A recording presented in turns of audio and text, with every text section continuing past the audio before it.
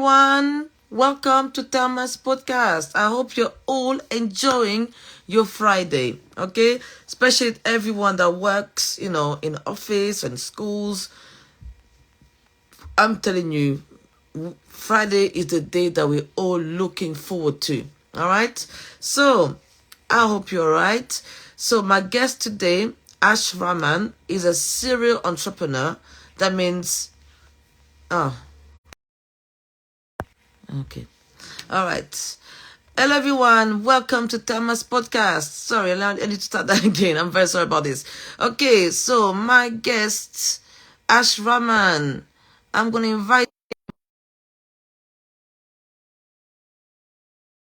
tell us more about being a serial entrepreneur, okay, and somebody that is a coach, all right, and really made a success of himself.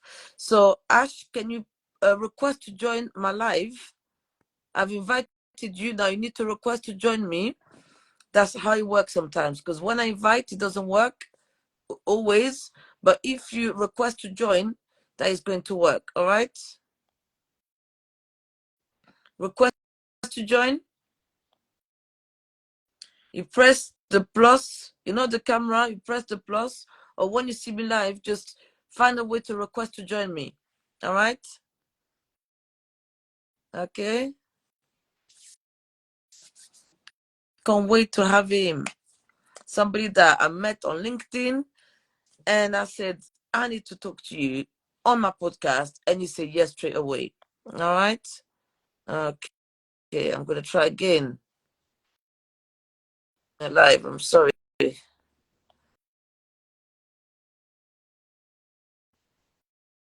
Ash, can you join me? Can you request to join?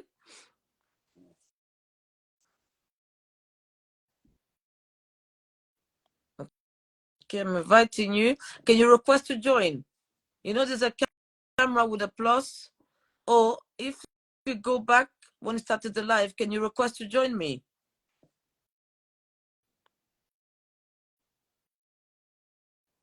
That's it. I accept.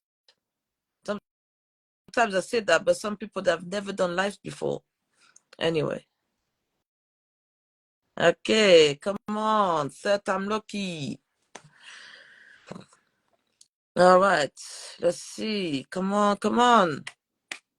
Come on, come on. Motivated. Yes, yes. It's going to come. Don't worry, Ash. He does that a few times. I don't know why he does that. It's annoying. Finally. Oh, Ash, how are you? My apologies. It's not. I'm not that tech savvy, so I was trying to navigate whether to do it on my desktop or I thought the phone is a lot more easier because I spend a lot more simplify ways of working on the phone. To be fair, so apologies No, on this. don't worry. So, Ash Rahman, how are you? I'm good. I've had a bit of a stressful day, but it is what it Join, is. We crack on with it. join the club. I had a stressful day too. Some students that think it's okay to be read not once, but for the whole day to adult. And I'm like, I can't let that get to me. I have a job to do. Regardless, I have, like you said, we have to crack on with it. Exactly. Otherwise, we wouldn't be successful in life. So it is what it is. I love your energy, and if I'm honest, I need a bit of that today. So, I really appreciate you taking the time out for reaching out. And of course, I wasn't sure how this is going to go about, but I'm more than happy to share whatever I can as honestly as I can. And I really appreciate you giving me the platform to have a little chat. Listen, I'm honored for you to be here. I mean, I remember I looked, I don't even know how we connected on LinkedIn, but when I looked and I'm like, I said, no, I said, this guy, he looks so successful, so amazing. I said, I need to find out about him. But what I like about you is that you accepted pretty much, straight away. And I'm like, this is so amazing. So what made you accept my invitation? I think I have a perception on LinkedIn mainly that when a lot of people reach out, they reach out for whatever reason that may be. And some people obviously reaching out for sales leads, or some people reaching out just for some advice, or just reaching out. I was that one person once upon a time. I reached out to a lot of people when I was growing up, and I know how it feels not to get a response. I know how it kind of plays on your mind, why there is a reason someone not reaching out to you. So I don't want to be that person, no matter how busy I am or not busy. I want to try and reach out just to show my acknowledgement that, okay, listen, sorry, I can't assist you, or sorry, we can't do anything, but just a sign of respect. Um, a lot of people don't reach out or respond to people's messages purely maybe because they choose not to, because they're too busy, or they don't see that individual message as a priority. I always say to myself, that same person might want to reach out to someone else, and how would they feel? And I'm sure it's happened to them that they don't get a response. So it's a chain of command, right? So Yeah. I'm sure they reach out to people and they don't get a response. How do they feel about it? So I think it's layers. Everyone wants to reach out to somebody. If you can, respectfully, just respond where you can. And I know not everyone can. And if you're too busy, surely you got a PA by then. Let them respond on your behalf. That's so true. Like spoken like a true professional. So what I liked about you sharing me your story in education, can you share with us how was education for you? So how was school life for you? I studied in a local primary school in Camden. Had a quite a good experience in the primary school. I had a little bit of, obviously now I know a little bit more having grown up. I had a bit of learning disability where I wasn't able to pronounce words or spell, definitely is one, but definitely more kind of speech therapy or language was an issue for me. I wasn't very academic, whereas I was able to pick things up in classroom. I had a little bit of support. I wouldn't want to go to school as often because I just didn't feel comfortable in my surrounding. Of course, like any education setting, there is some sort of bullying or some sort of names or some sort of ways to describe you that you're absolutely dumb and stupid. That is something that resonated with me as a child. But I remember I was allocated a one-to-one support to help me improve that side of my education. And I remember one day I wasn't exactly feeling well to go to school, and I'll never forget this for the rest of my life.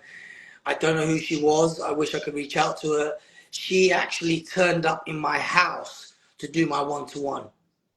And I Mm. remember I had a spelling test, and if I could spell the word Mars, which Mm-hmm. MARS today, I would get a Mars bar. Oh. So obviously you can't do that in education today. That could be No. seen as all sorts of things. But I remember I was so determined to spell Mars so that I can get a little treat. And that treat was so like, it's a privilege, like a school teacher or teaching support, whatever we call themselves nowadays, you're able to do that. So that for me was a real privilege. But that education wasn't great. And that obviously went into secondary school. I went to Holloway Boys School, which is known as Beacon High, I think now, in Islington. Spent a year and a half there, had some troublesome issues there. Then I went to another school called Quinton Kennison, which I believe is called St. John's Wood Academy now in St. John's Wood. Spent about 3 months there and then had some issues there. And then I think my mum and family had enough of me and they decided to send me back to Bangladesh, which they did. And I spent a few months there, to be fair. And then I came back for my whole year 9. There was an education setting that was willing to take me on for whatever reason that may be. I just sat at home, to be fair, and that was pretty much it. And just so that, obviously, again, mental health, I didn't know what that was. It affected me a lot. A lot of my friends are at school. I'm stuck at home. I then got a job in a local newsagent where I was working 5 till 7 and I was earning £2 a day, and I built up enough money to buy myself a gym bench, and I used to do a lot of gym exercise at home just to keep myself physically active.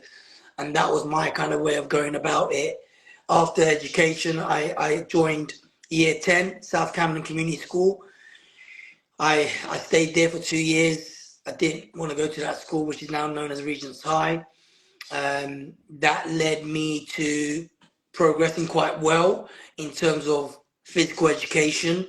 I left the school with A star with a merit, but every other GCSE was a failing in my eyes. So we're talking F, G, H, whatever was out there, nothing in the element of A, B, C. And then I decided to go to sixth form, not sixth form, actually college, City of Islington, business studies, done that, dropped out after 6 months. Oh, And that's pretty much my whole education. And to this day, I don't really have a well-rounded education background. oh God. But the thing is, what the beauty about it is that along the way, right, you picked up a lot of skills. You picked up something, because despite that being dropping out, it's not like, okay, you have learning difficulties, but you didn't let that stop you. So can you explain your serial entrepreneur journey? How did you I think become? I think for me, I came from a family where my dad was a workaholic. He worked in the tailoring industry, where making clothes in a factory. Then eventually he went into Sorry about money this. transfer, and so I saw my father working 7 days a week, unconditionally. That gave me some sort of attitude that, see my father work tirelessly just to provide for us, etc. I came from a big family of 4 brothers, 2 sisters. I'm the youngest son, and I've got a sister younger than me. So I saw that attitude, and that kind of inspired me a little bit. And Mm-hmm. what that led to me wanting to work hard. I Yeah. knew working hard was a norm in my family. All my brothers, sisters worked hard, my mum including. So that just became a norm, and I didn't know any other ways. So one of my attitude was, whatever I wanted to do, I just wanted to work hard. So hence the reason, working in news agents, that was a norm to me. And I worked from one news agent to another, corner shop, things like that. It was just a norm. And eventually, I done work experience in JD Sports in Watford at the age of 15, and I worked so hard. I'll never forget, in the stockroom during the summer. I was literally drenched because it's that hot. On the second day, the assistant manager offered me a job at the age of 16, said, come back and you got a job. And I done that job at JD Sports in Watford, leaving Euston every Saturday and Sunday morning at 7 o'clock to get there for 8:30, and I've done that for a year. And so the work ethic within me just became a norm. I don't know any other way. And that hasn't changed to this day at the age of 42. So you're more like a manual person, is that what you're saying, than actually 100%. as I'm more of a hands-on person. I like to learn things practically, Mhm. through experiences and trialing things out. And this hasn't worked, and this has worked. So that's my way of doing things. See you later. That's my way of doing things, to be fair. I'm not one to learn in the classroom. Unfortunately, it just hasn't worked for me. Um, and I think it's okay. It's okay for people not finding the education sector or the education setting a place of learning for them. Yeah, There are many other ways that people can learn, and whatever works for you works for you. that's it. I mean, what you say is so. That's why I find it so inspiring. Like, you look at you, a dropout, but you're still a success story. And there's a lot, and I don't like to say that. And please, if I've got some of my students watching, I've seen a lot of students out there. I feel like the school is more like a hangout place than actually a learning place.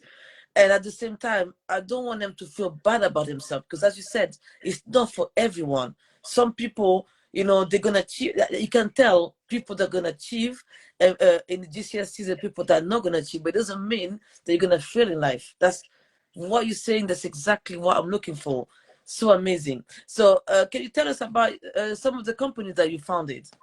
So not all of them are just directly myself. There's been a number of people obviously contributing in different ways, but we have a football league that we have co-founded. We have a sports academy, a community interest company we co-founded. We have a sportswear brand, manufacturing clothes. We founded, but everything that I've always wanted to establish has been done on the purpose of trying to make it an NGO, with the value of giving something back to the community other than the sports brand.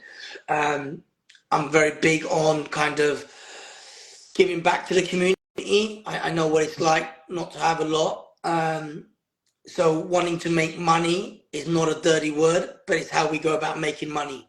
And when you talk about success, I think we all have different ways how we measure success. I appreciate some of the things that I've done may be success in people's eyes.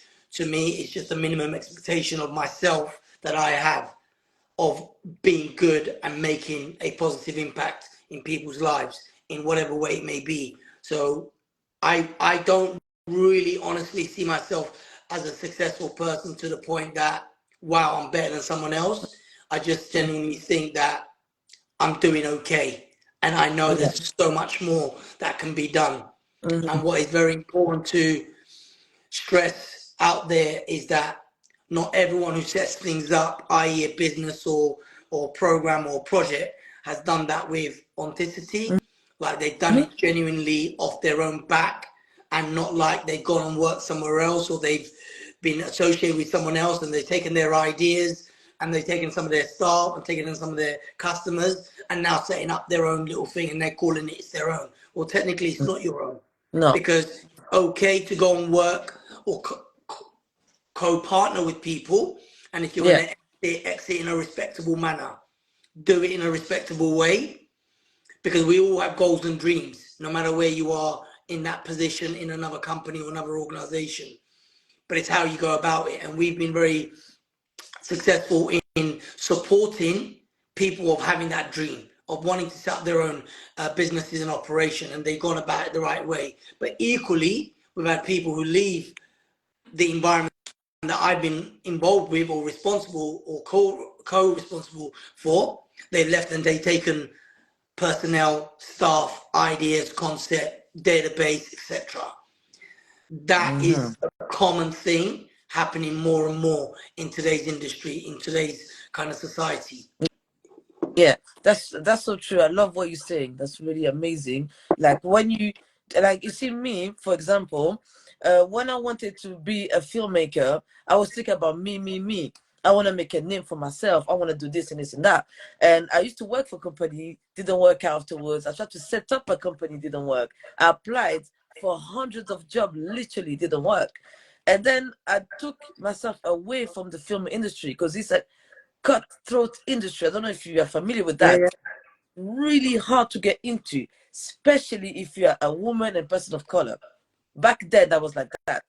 And then I reflected. I'm like, but actually, why do I want to make an? I had to ask the question, but why do I want to do this? What's the point? Having my name out there, what's that gonna do? And then when my students look at my name online, they say, "But Miss Diaz, you are good at asking questions. You're good at investigating things." They said to me, "Why don't you do that? Why don't you carry on that? Because you have a talent for that. You have gift for that." And then it click. I say, how about I do something for them, something to inspire them? They're a little bit clueless about the world of work. They expect, oh, I've got all the GCSEs. I'm gonna be a success. When life doesn't work like that, you need to have experience. You need to make a good impressions. So they need life skills. And I said, my podcast is gonna be about that. People that can inspire them. And so far, I'm sure a lot of people would agree that you are an inspiration. So can you tell me, when did you go to Downing Street? I love that picture of you, Um, looking tall and I, proud. I Love got it. a lot of, all jokes aside, I got a lot of stick for that visit to Downing Street. So to just give you a backhand, the invitation was based around tennis.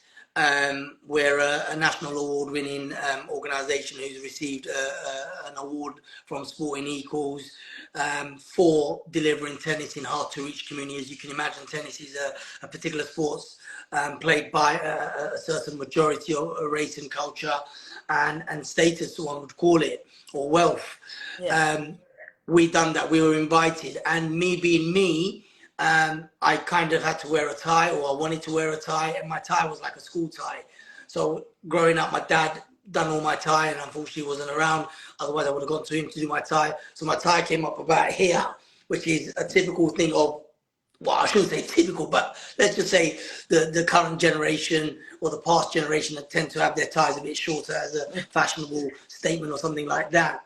Yeah. So I've kind of done it because I didn't know how to do a longer tie, and like the comments, which it was hilarious that I kind of found it quite funny. Like they were focused more about my tie than asking the question about why did you go to number 10 Downing Street or etc. So the invitation was mainly based on about discussing how the government can take tennis and impact in some of the much needed society where tennis isn't necessarily a sport that people see as a career. Mm-hmm. And those who are delivering those kind of programs in those rural areas where a high percentage of community diversity, lack of opportunity is, then how do we go about it and what does it look like? And what more does the national governing body, LTA, need to do, or the government need to do to support the growth in that kind of area? So that was my invitation to number 10 Downing Street. That's amazing. And who did you meet there? Sorry to be nosy. So we met some of the government's ministers, some of their advisors, a number of other governing bodies who were also there. But most importantly, there were other like-minded people who were trying to make tennis accessible and contribute to the wider community. So it was nice, and in a humble way, it was my first visit to number 10 Downing Street. So this is my second visit. So as much as I was excited, but I wasn't like, wow, okay, I haven't seen it. But it is a fantastic experience because the last time I went for was a different reason, for the fact that Pro Touch was born and it was making an impact in 2006. Honestly, it's amazing. I mean, for me, I'm like, if no matter how many times I go, they'll be like, all my days, like, wow. But are your family and friends supportive of everything they do? Are they proud of what you do? Yeah, listen, I've got a great group of people to kind of question me, you know, if I'm going down the wrong path, or my thinking's going down the wrong path, or I have a different purpose. I have an amazing wife who probably would have divorced most guys if they work in the kind of condition that I'm working in, unsociable hours, ridiculous hours, late nights, that a lot of people won't see in the wider world, you know. But I've got a very good support system, and they've been there for me when I have struggled, and I still struggle. You know, when you're frustrated with things that haven't gone your way, or you're not in a great place with your mindset, they're there to pick you up, to support you, to ensure that it's okay, you're not alone. And that helps me a lot, because there's no secrecy that nothing's plain sailing and everything's like, oh yeah, great. No, it's not. It's far from that. So don't look at the social media world, or don't look at the statuses and say, well, everything's great. It isn't, not necessarily. So there are some dark days, there are some dark moments, but that's when you really learn to realize who is there to support you, to get you through those moments. And I'm Yeah, very happy to have a host of people, including my work colleagues, Saydee, Moss. I can list a long list. I mean, like you said, you know, if imagine a situation where you are successful, but you're on your own. There's no one there. I mean, you won't really enjoy it as much. The fact that you have that foundation, in a way, keeps you grounded, but also keeps you motivated to carry on what you're doing, to carry on having this purpose, because what you do is fantastic. It's not just for yourself, like you said, it's really helping the community. And I like that you have, through coaching, you have formed many professional athletes today. How many did you guys manage So, so to get rid of? we've played a part, and each player we've played a different part. So some players would have been with us for a couple of months, some would have been there for a year or so, and someone would have been there for 5, 6, 7 years. Today, we've kind of contributed to about 40, 45 plus players in the last 16, 17 years.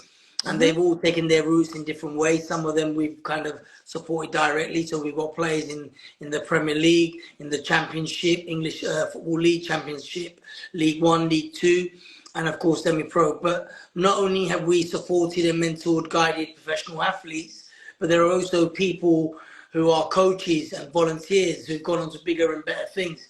So for us, initially it was all about giving players a platform to become professional footballers. And we've done that very successfully, and credit to all of those past and present who played a part in those players' lives. But equally, there are people that played a massive part in us as an organisation for us to have grown, because that wouldn't have been possible for sponsors, mentors, funders, partnership with various different like-minded organisations, national governing body. So it's good that we've been able to achieve some of those things, but truth be told, there is a lot more behind the one person that you see on the screen today. As much as I may sometimes be the shop window, but there is a massive team behind. And so the way that I like to describe myself is I'm just there to support, guide, and mentor people to achieve their goals and dreams and to create opportunities. And it's up to the individuals how they decide to take that path and how they choose to take some of those opportunities. Fantastic. So I wouldn't sit here and honestly say that all of the doings, the success, the failures, the nights working on, ridiculous hours, early mornings, late weekends, bank holidays, it's not just me. It's a number of people have played that part. And I think when you mentioned about having students or people who don't know where to go or what to do or don't recognize themselves of having a skill or talent, I think we need to just reflect a little bit and understand. I genuinely believe that there are people out there who all have some form of talent or skill. It's just knowing how to get that out and how to recognize that. And everyone's here for a purpose. It's just trying to find what that purpose is. Amazing. I feel like you've answered the question. I was going to ask you, what is your advice? That's my final question. What advice would you give young people today, especially my students, those who are about to leave secondary school? What would be your advice? I think, look, everyone has something to offer. Yeah. As much as people may feel they don't have much to offer, they do have things to offer. And it breaks my heart that someone is sitting somewhere reflecting and feeling that they don't have a purpose in society or not being able to offer something because they lack in the acumen that they may need in the wider world in terms of qualification and education. I would strongly disagree, and a lot of the people that we've recruited over the years, a lot of the people that we gave job opportunities are people that I know maybe they wouldn't get a chance elsewhere. Yeah. And I'm more bigger on focusing on them than the people who have the degree and can look after themselves and can go and get a job somewhere. Because those are the ones that are like me. And a lot of the stuff that I've created, co-created, developed, not developed, has been through my own lived experience. Yeah. Because I went through a lot of those things. So I wouldn't ask someone to do something that I'm not willing to do myself. Yeah. If it is, for example, taking some sports equipment to a location or washing some football bibs, I wouldn't ask you to do that if I'm not willing to do it. Amazing. And that's not changed for me, to be fair. So my advice is just don't give up on yourself, even though at times we do. Reach out to people for support and guidance. Yeah. and you might surprise yourself that what you can offer and what you can do. That's fantastic. Honestly, I love everything that you said. I, I like that you're exactly what the thing, what you see is what you get. When I started speaking to you, you are somebody who acts with integrity, you're somebody honest, you say how it is. Honestly, I can't wait the day that I meet you in person. But in the meantime, I want to say thank you so much for your time and keep up the excellent work because I believe you have so much to offer and you're still giving so much and doing so much. And thank you for what you're doing for the community and for young people everywhere. So thank you so, so much. No, listen, like I said to you, if we can contribute in someone's personal growth and development by 1%, happy with that. That's it. And I think like everyone deserves a chance in life. Everyone deserves an opportunity.